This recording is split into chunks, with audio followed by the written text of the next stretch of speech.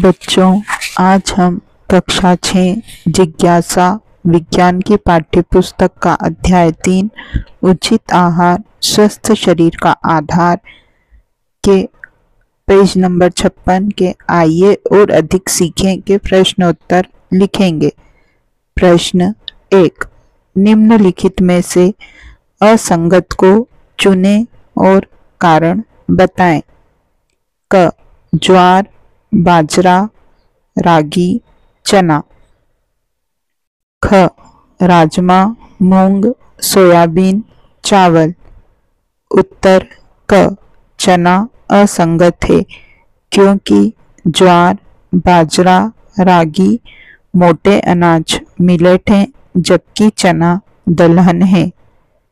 ख, चावल असंगत है क्योंकि राजमा, मूंग, सोयाबीन प्रोटीन युक्त खाद्य पदार्थ हैं जबकि चावल कार्बोहाइड्रेट युक्त खाद्य पदार्थ है। प्रश्न 2, भारत में पारंपरिक और आधुनिक पाक पद्धतियों की तुलना करते हुए चर्चा करें। तो उत्तर, पारंपरिक व आधुनिक पाक पद्धतियों में बहुत अंतर है। पहले के समय में भोजन पकाने के लिए अधिकतर पारंपरिक चूल्हों का उपयोग किया जाता था। अब भोजन पकाने के लिए अधिकांश लोग आधुनिक गैस चूल्हों का उपयोग करते हैं। पहले के समय में पत्थर के सिलबट्टे का उपयोग कर हाथों से पीसने का कार्य किया जाता था।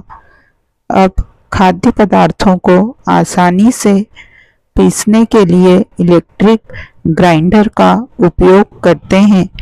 पहले खाना पकाने में अधिक समय लगता था एवं पोषक तत्वों से भरपूर होता था।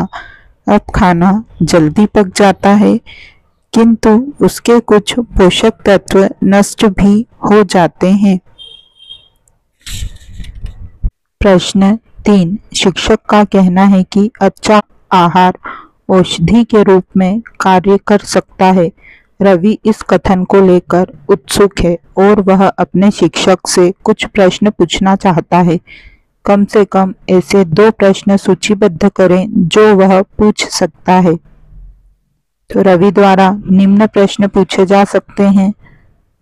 क्या अच्छा आहार बीमारियों से हमारा बचाव कर सकता है?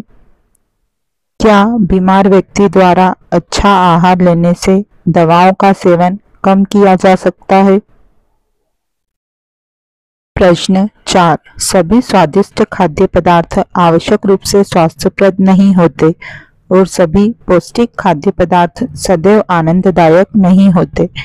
कुछ उदाहरणों के साथ अपने विचार साझा करें।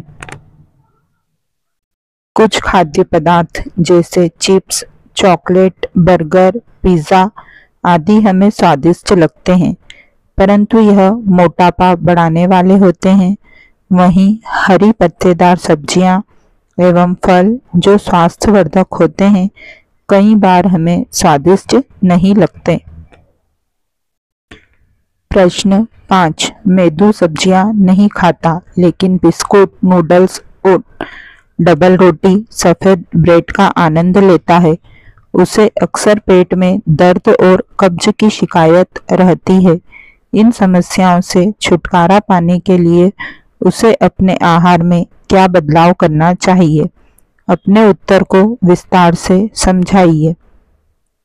उसे अपने आहार में रेशेदार, वृक्षांशयुक्त खाद्य पदार्थ जैसे हरे पत्तेदार साग, ताजा फल, साबुत अनाज, दालें और मेवे को सम्मिलित करना चाहिए। प्रश्न 6, रेशमा को कम रोशनी में देखने में कठिनाई हो रही थी। चिकित्सक ने उसकी दृष्टि का परीक्षण किया और एक विशेष विटामिन पूरक सप्लीमेंट लेने की सलाह दी। उन्होंने उसे अपने आहार में कुछ खाद्य पदार्थों को सम्मिलित करने की भी सलाह दी। क, वह किस अभावजन्य रोग से पीड़ित है? वह रतौंधी से पीड़ित है। ख, उसके आहार में किस खाद्य घटक की कमी हो सकती है? उसके आहार में विटामिन ए की कमी हो सकती है। कुछ खाद्य पदार्थ किन्हीं 4 का सुझाव दें जिन्हें इस समस्या को दूर करने के लिए उसे अपने आहार में सम्मिलित करना चाहिए। तो उसे अपने आहार में गाजर, पपीता, आम एवं दूध को सम्मिलित करना चाहिए। प्रश्न 7, आपको निम्नलिखित पदार्थ उपलब्ध कराए जाते हैं? क, डिब्बाबंद फलों का रस। ख, ताजे फलों का रस। ग, ताजे फल। पोषण की दृष्टि से आप किसे लेना पसंद करेंगे और क्यों? उत्तर 7, पोषण की दृष्टि से मैं ताजे फल लेना पसंद करूंगा क्योंकि ताजे फलों में कोई प्रिजर्वेटिव एवं अतिरिक्त शर्करा नहीं होती जो डिब्बाबंद फलों के रस में होते हैं, और ताजे फलों में रेशेदार पदार्थ भी होते हैं जो फलों के रस में नहीं होते। प्रश्न 8, गौरव के पैर की हड्डी टूट गई। उसके चिकित्सक ने हड्डियों को सीधा संरेखित किया और प्लास्टर लगा दिया। चिकित्सक ने उसे कैल्शियम की गोली भी दी।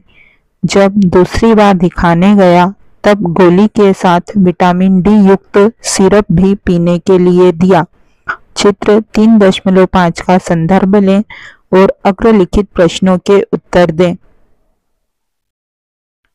क, चिकित्सक ने गौरव को कैल्शियम की गोली क्यों दी? उत्तर, कैल्शियम हड्डियों को जोड़ने एवं मजबूत रखने में सहायता करता है।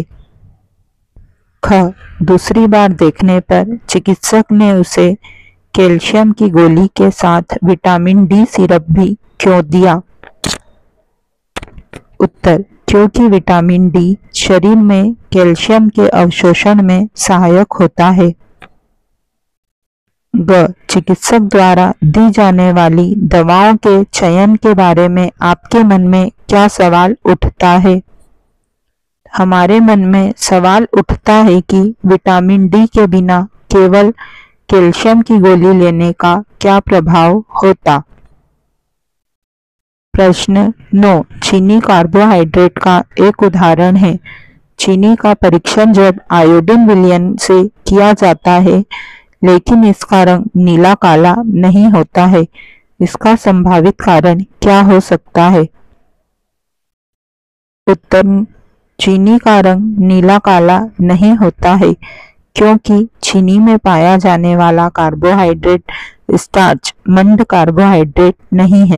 आयोडीन विलयन केवल स्टार्च मंड के साथ प्रतिक्रिया करता है। प्रश्न 10, आप रमन के इस कथन के बारे में क्या सोचते हैं? सभी मंड स्टार्च कार्बोहाइड्रेट हैं लेकिन सभी कार्बोहाइड्रेट मंड नहीं है। अपने उत्तर की जांच के लिए किसी क्रियाकलाप की योजना का वर्णन करें। रमन का कथन सही है। कार्बोहाइड्रेट सरल जैसे शर्करा या जटिल जैसे ब्रेड हो सकते हैं। इसका परीक्षण करने के लिए हम चीनी और ब्रेड जैसे विभिन्न कार्बोहाइड्रेट स्रोतों पर आयोडीन घोल का उपयोग कर सकते हैं। स्टार्च की उपस्थिति के कारण ब्रेड का रंग नीला काला हो जाएगा जबकि चीनी का नहीं। प्रश्न 11, प्रयोगशाला में आयोडीन का प्रयोग करते समय आयोडीन की कुछ बूंदें मिस्टी के मोजे पर तथा उसकी शिक्षिका की साड़ी पर गिरी। साड़ी पर आयोडीन की बूंदें नीली काली हो गई जबकि मोजे पर आयोडीन का रंग नहीं बदला। इसका संभावित कारण क्या हो सकता है? शिक्षिका की साड़ी में मंड स्टार्च मौजूद था जबकि मोजों में मंड स्टार्च नहीं था। प्रश्न 12, कदन्न एक स्वास्थ्यप्रद आहार क्यों माना जाता है? क्या केवल कदन्न खाने से शरीर की पोषण संबंधी सभी आवश्यकताएं पूरी हो सकती हैं, चर्चा करें। कदन्न विटामिन, आयरन और कैल्शियम जैसे खनिजों और आहारीय रेशों के अच्छे स्रोत हैं। यही कारण है कि इन्हें पोषक अनाज भी कहा जाता है। यह हमारे शरीर के सामान्य कामकाज के लिए आवश्यक संतुलित आहार में महत्वपूर्ण योगदान देते हैं। केवल कदन्न खाने से शरीर की पोषण संबंधी सभी आवश्यकताएं पूरी नहीं हो सकती हैं। प्रश्न 13, आपको विलयन का एक नमूना दिया गया है। आप इसके आयोडीन विलयन होने की संभावनाओं की जांच किस प्रकार करेंगे? उत्तर, यह जांचने के लिए कि विलयन में आयोडीन है या नहीं, हम इसे आलू या ब्रेड जैसे स्टार्च युक्त खाद्य पदार्थ के नमूने पर डालेंगे। अगर विलयन आयोडीन है तो स्टार्च युक्त भोजन नीला काला हो जाएगा। इसी के साथ हमारे अभ्यास प्रश्न आओ करके सीखें कि प्रश्न उत्तर यहीं खत्म होते हैं। अगले प्रश्नोत्तरों के साथ हम जल्द ही पुनः मिलेंगे।